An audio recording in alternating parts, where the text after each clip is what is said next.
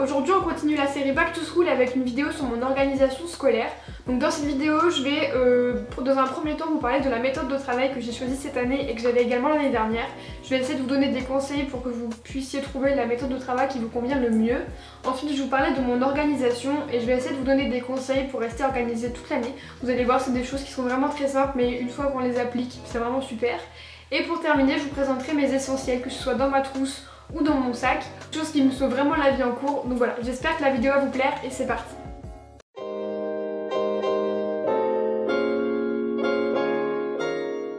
Cette année je passe en terminale et donc depuis la 6ème j'ai pu tester pas mal de méthodes de travail, pas mal de méthodes pour s'organiser, etc. Pendant pratiquement tout le collège j'ai eu un trieur et c'est simplement en 3ème, donc après 4 ans d'utilisation, que je me suis rendu compte que cette méthode n'était vraiment pas faite pour moi, puisque je vidais mon trieur tous les 6 mois, ce qu'il ne faut absolument pas faire. Si vous avez un trieur, videz-le tous les mois si ce n'est plus, parce que sinon ça va être le gros bordel et vous n'allez pas du tout vous y retrouver. Donc voilà, moi franchement le trieur c'était une catastrophe. Au début il était bien rangé et puis après par exemple quand il fallait ranger mes affaires à la fin du cours, je foutais mes cours comme ça dans le trieur, je regardais même pas où je les mettais. Du coup je perdais plein de feuilles, il y en avait plein que je retrouvais plus, que des feuilles de maths que je retrouvais en anglais, enfin bref. C'était la grosse cata, donc voilà. Quand je suis passée en seconde, j'ai décidé d'arrêter le trieur et je suis passée à une méthode totalement débile. Franchement, je sais pas pourquoi j'ai fait ça. En fait, j'avais une pochette où je mettais tous mes cours. Voilà. Je triais même pas les matières, je mettais tout dans une pochette et voilà. Donc ce qui fait que la pochette au bout de la moitié de l'année était beaucoup trop grosse. Du coup je suis repassée au trieur en fait et voilà, j'ai vidé ma pochette dans un trieur. Et pareil, c'était gros bazar et c'était n'importe quoi, donc voilà, je vous conseille vraiment pas de faire ça. Et donc l'année dernière j'ai décidé d'être beaucoup plus carrée et beaucoup plus organisée dans mon travail et j'ai commencé à travailler avec des cahiers. Donc j'avais un cahier par matière et j'avais aussi des pochettes. En fait par exemple en histoire et en géo j'avais 2 pochettes. Une pour l'histoire, une pour la géo. Et du coup je mettais mes feuilles dedans et voilà, j'ai eu ça toute l'année, mais cette année je vais vraiment pas recommencer. J'aurai un cahier pour l'histoire et un cahier pour la géo parce que ça revient au même que le trieur en fait. Genre je range mes cours comme ça, je vide jamais la pochette et c'est le gros bordel. Donc voilà, moi les cahiers c'est vraiment ce qu'il me faut parce que je suis vraiment pas organisée, j'ai vraiment du mal à vider tout le temps mes feuilles dans un classeur, etc. Donc voilà, moi cette année, comme l'année dernière, je vais fonctionner qu'avec des cahiers. Le gros inconvénient des cahiers, c'est que c'est lourd, je peux comprendre. Moi j'ai la chance d'habiter juste à côté du lycée, donc tous les midis je rentre chez moi et je change mon sac en fait en fonction des cours du matin et de l'après-midi. Ce qui fait que j'ai rarement plus de 4 cahiers dans mon sac et ça reste portable. Mais voilà, si vous devez enchaîner toute la journée avec tous les cahiers de la journée dans votre sac, ça risque d'être lourd, c'est pour ça qu'il faut essayer peut-être d'avoir un casier ou je sais pas, essayer de mettre vos cahiers quelque part. Faut pas vous les trimballer toute la journée parce que je sais que ça peut faire lourd. Du coup là moi j'ai plein de cahiers différents. J'ai un cahier Clairefontaine tout bête avec des pages, avec des carreaux tout bêtes. J'ai 2 cahiers comme ça. Du coup ce que je trouve cool avec ce cahier c'est qu'il est relié par une sorte de spirale là, du coup vous pouvez rabattre tout le temps la couverture et les pages de derrière, derrière. Et du coup je trouve ça hyper pratique parce que vous avez toujours un support.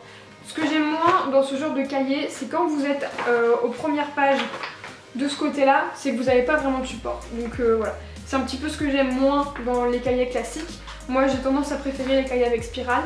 Et ce que j'aime beaucoup avec celui-là, c'est que si vous enlevez bien la feuille, vous pouvez la remettre en fait. Et ça je trouve ça pratique, si par exemple vous avez sauté une page ou quoi, vous la remettez. Et voilà, j'aime beaucoup ces cahiers. Par contre honnêtement ils sont pas vraiment beaux. Donc c'est pour ça qu'il y a une vidéo DIY qui arrive sur ma chaîne. Voilà, je suis trop contente de vous le dire parce que je vous avais plus ou moins dit sur Snapchat que je prévoyais une vidéo de ce style là. Donc voilà, la vidéo va arriver d'ici peu, donc restez connectés. Et voilà, du coup j'ai ces cahiers là et j'ai aussi 2 cahiers comme ça. Donc celui-là il est avec spirale et j'en ai un autre sans spirale.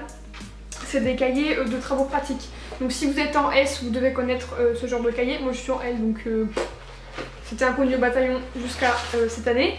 Et du coup en fait c'est un cahier où ça alterne une page de carreaux et une feuille blanche. Donc moi j'ai pris ces cahiers là pour l'histoire des arts parce qu'on nous demande souvent de faire des dessins, des croquis, des trucs comme ça. Donc voilà, ce genre de cahier je vais m'en servir pour l'histoire des arts. Si vous êtes en L clairement ça va pas vous servir, mais si vous êtes en S ou que vous avez pas mal de matières scientifiques au programme, ça peut vous servir pour les croquis, les schémas ou je sais pas ce que vous faites en S, mais voilà. Un deuxième truc dont je voulais vous parler que j'ai adopté l'année dernière pareil par rapport à la méthode de travail, c'est d'ajouter de la couleur dans mes cours. Donc moi j'écris généralement au stylo bic noir, j'aime bien en fait écrire au noir, bref. Du coup mes cahiers ont tendance à être assez monotones et j'ai pas une écriture super jolie. Donc du coup pour que mes cours soient plus agréables à lire pour moi, et je mets pas mal de couleurs. Donc à chaque fois qu'il y a un titre je le souligne d'une couleur différente, etc. Et je m'y retrouve plutôt bien. Donc moi les stabilos que j'aime bien c'est ceux qui ont la pointe numéro 68 si vous voulez savoir. Et voilà, c'est des couleurs qui sont assez flash et je m'en sers de surligneur, puis ils sont assez fins donc ils rentrent pas mal dans la trousse. Et ceux que j'aime beaucoup aussi c'est ceux qui ont la pointe 88. Donc ceux-là sont beaucoup plus fins et voilà, il y a pas mal de couleurs et pareil, ça j'aime beaucoup, que ce soit pour faire des schémas en histoire, en géo, pour faire les cartes et tout, c'est vraiment pratique. Ceux-ci, vu qu'ils ont une pointe assez fine, je peux me permettre d'écrire avec sans que ça fasse gros pâté. Et voilà, du coup j'aime beaucoup utiliser ce genre de petits feutres. Et voilà, je trouve ça beaucoup plus ludique. Après quand vous apprenez vos cours c'est beaucoup mieux. En tout cas moi je trouve ça mieux d'apprendre un cours avec des couleurs, etc. Avec des flèches, avec pas mal de schémas et tout, plutôt que d'apprendre un cours classique noté sans qu'il y ait de couleurs. Du coup voilà. Et enfin dernier truc dont je me sers en ce moment, que ce soit pour mon organisation personnelle, pour YouTube, et dont je vais me servir pour les cours, c'est ces petits trucs là. Donc c'est de la marque Post-it. Et vous voyez c'est des petits... Je vous ferai un close-up parce que là vous allez pas voir. Mais vous voyez c'est des petits morceaux de papier que vous enlevez et il y a un côté où ça colle. Ça pareil c'est vraiment pratique dans les cahiers pour s'y retrouver. Par exemple si vous avez plusieurs matières sur un cahier ou je sais pas pour vos révisions et tout. Ça je trouve ça hyper cool et c'est Yola qui m'a fait découvrir ça. Donc coucou Yola et merci à toi.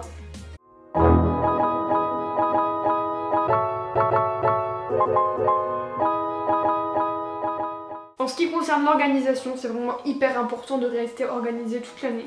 Que ce soit par rapport à vos révisions, à vos examens, vos contrôles, etc.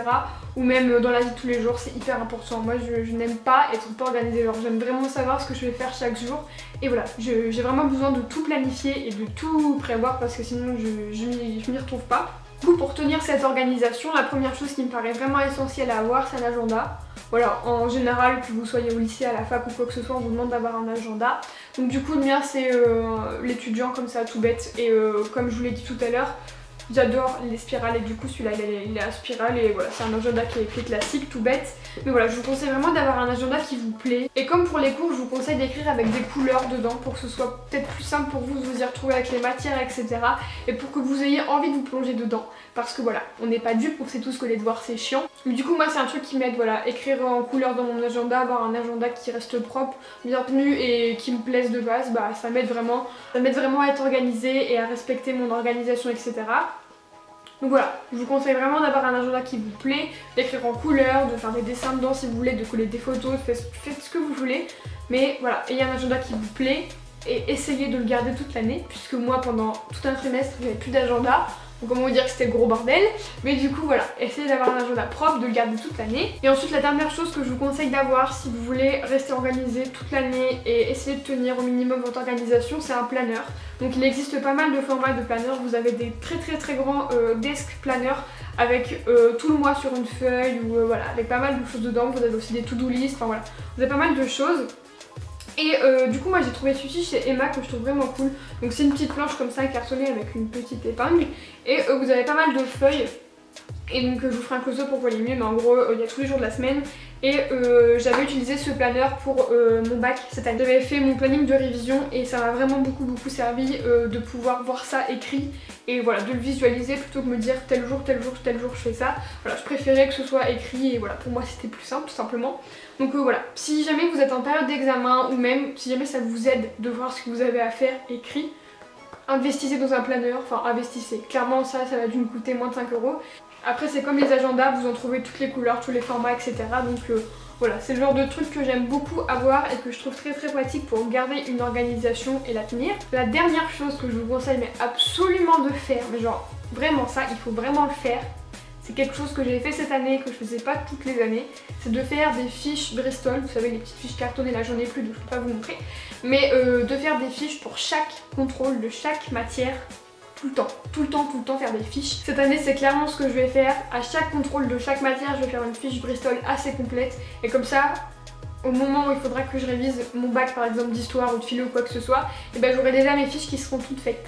Donc voilà, je vous conseille vraiment de faire ça, ça a un gain de temps mais vous pouvez même pas imaginer. Et si vous êtes en troisième ou en première, vous avez un examen quoi que ce soit, faites des fiches à chaque contrôle. Comme ça, une fois que vous allez arriver proche de votre examen, vous n'aurez pas toutes vos fiches à refaire matière par matière, séquence par séquence. Vous n'aurez plus qu'à relire ou qu'à réapprendre la fiche vous n'aurez pas à la faire et donc voilà, ce sera déjà fait, vous serez tranquille avec ça. Donc voilà, je vous conseille vraiment de faire des fiches tout le temps.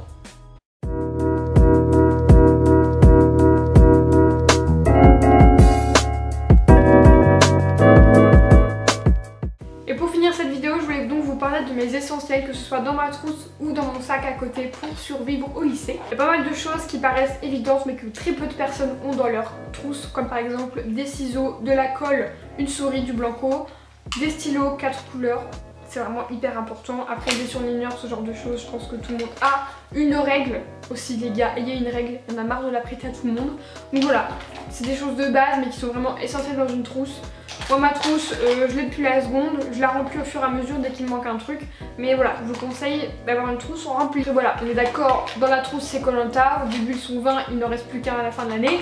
Mais bon, voilà, c'est quand même un truc à avoir au début d'année, c'est d'avoir une trousse complète. Ensuite, la chose que j'ai toujours sur moi et qu'il faut que vous ayez toujours sur vous, c'est une trousse de secours. Mais ça me sert tous les jours, c'est juste trop pratique. Donc là c'est une trousse Merci Handy que j'avais eu dans un coffret. Il y avait 3 gels antibactériens et 3 crèmes pour les mains. C'était la sélection Rose Carpet. Et voilà, c'est une trousse qui est super pratique, il y a plein de trucs dedans, vous allez voir, c'est grave bien. Premier truc, un gel antibactérien, c'est hyper important. Donc là c'est un Merci Handy, c'est le Lollipop, il sent très bon, il est très cool. Ensuite, une crème pour les mains.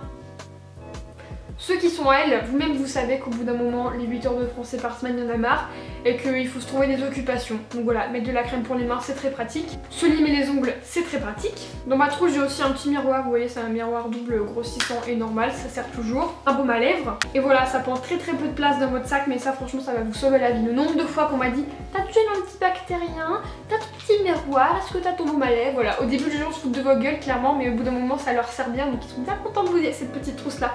Donc voilà. Ça, c'est super pratique. Donc voilà, je crois que j'ai fait le tour et que maintenant vous savez tout sur mon organisation scolaire. Clairement, je suis pas sûre de la tenir toute l'année, voilà, parce que à chaque fois, à chaque rentrée, je suis super motivée. Je me dis ouais, cette année je travaille, machin et tout. Et au bout de 6 mois, c'est la catastrophe. Donc on verra bien. Cette année, c'est l'année du bac, donc croisons les doigts. Espérons que je l'ai. Je touche du bois. Je tiendrai au courant sur Snap, etc. si j'arrive à tenir mon organisation. N'hésitez pas à me dire en commentaire, vous, quelle est votre organisation, quelle est la méthode de travail qui marche pour vous, que ce soit le trieur, le cahier, la pochette, j'en sais rien.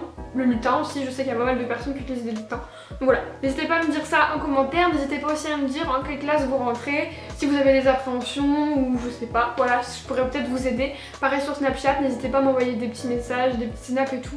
Si jamais vous avez peur pour la rentrée ou quoi, j'aurai peut-être des conseils à vous donner, je ne sais pas. Donc voilà, je vous fais plein de gros bisous et je vous dis à la prochaine.